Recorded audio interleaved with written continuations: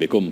شارك إبراهيم دياز في أولى الحصص التدريبية للمنتخب المغربي في مركب محمد السادس استعدادا لمعسكر الفريق الشهر الحالي. الميران والذي أقيم بإشراف الناخب الوطني وليد الركراكي عرف مشاركة أغلب اللاعبين الملتحقين بصفوف أسود الأطلس مثل سفيان رحيمي وإلياس بن صغير والذي يستعد لظهوره الأول مع المنتخب هذا، وينتظر الركراكي اكتمال المجموعة المستدعاة لمواصلة التحضيرات قبل شد الرحال صوب أكادير، وذلك لمواجهتي أنغولا وموريتانيا الوديتين. وبعد وصوله بعث إبراهيم دياز برسالة لجماهير المنتخب المغربي على صفحاته الرسمية. لاعب ريال مدريد قال: شكرا على دعمكم وحبكم، لن أدخر جهدا من أجل إسعادكم، القادم أحلى وديما مغرب. وكان دياز قد وصل إلى مطار الرباط سلا وذلك للمشاركة في أول معسكر إعدادي له رفقة المنتخب المغربي. استقبال مميز حظي به لاعب نادي ريال مدريد وسط حضور إعلامي كبير لتغطية الحدث. وانضم إبراهيم دياز للمعسكر التحضيري لأسود الأطلس استعدادا للمباراتين الوديتين والتي سيخوضهما أمام كل من أنغولا وموريتانيا. هذا وعبر لاعب ريال مدريد إبراهيم دياز عن سعادته بالوصول إلى المغرب من أجل الانضمام لأسود الأطلس. دياز قال إنه سعيد بالترحيب الذي حظي به، مؤكدا أنه يريد التعبير عن شكره عبر تقديم الأفضل داخل الملعب بقميص المنتخب المغربي. أرى شغفا كبيرا بكرة القدم هنا وأشعر بفخر الناس بقدومي إلى المغرب.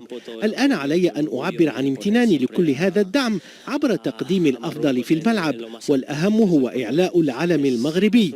أشعر بالفخر لوجودي هنا ويمكن رؤية السعادة الكبيرة على محياي.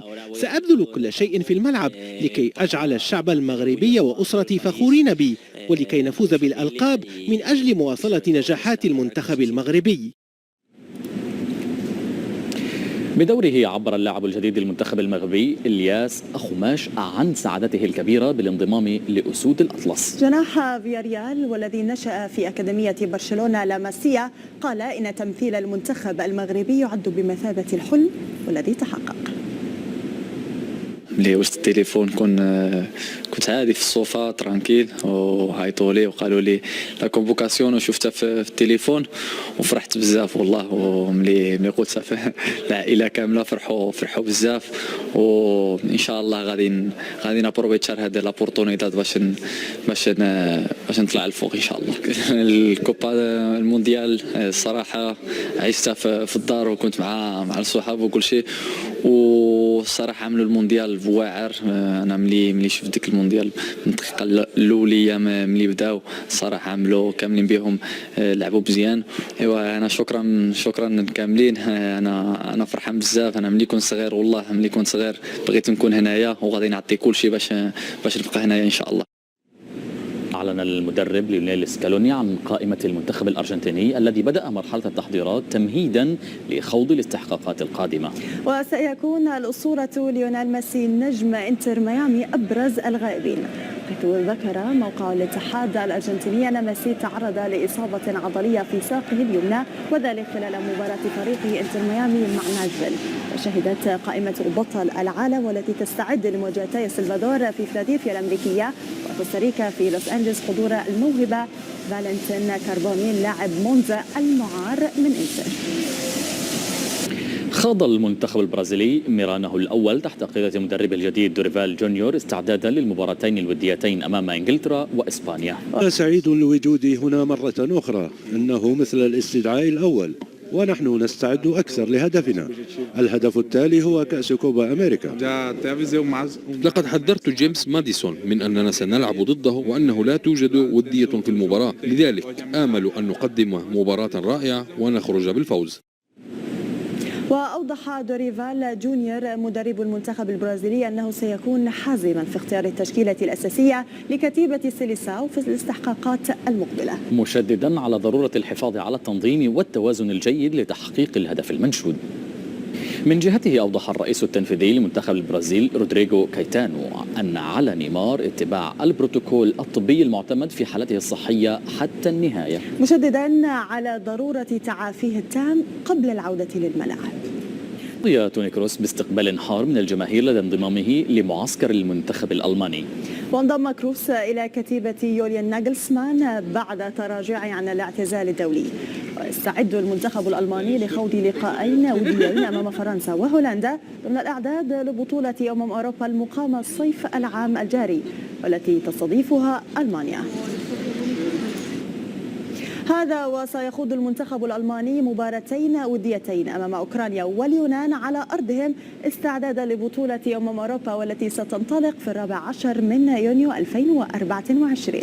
استهل المنتخب البرتغالي بقيادة مدربه الإسباني روبرتو مارتينيز تحضيراته للمباراتين الوديتين المقبلتين أمام كل من السويد وسلوفينيا.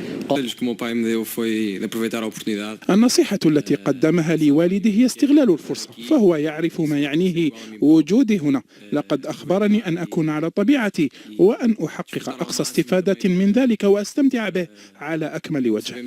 إنه حلم الطفولة أن أكون هنا في هذا المستوى، والآن أريد فقط الاستفادة من الفرصة وإظهار مهاراتي في كرة القدم والتعلم قدر الإمكان من زملائي في الفريق والجهاز الفني أيضا.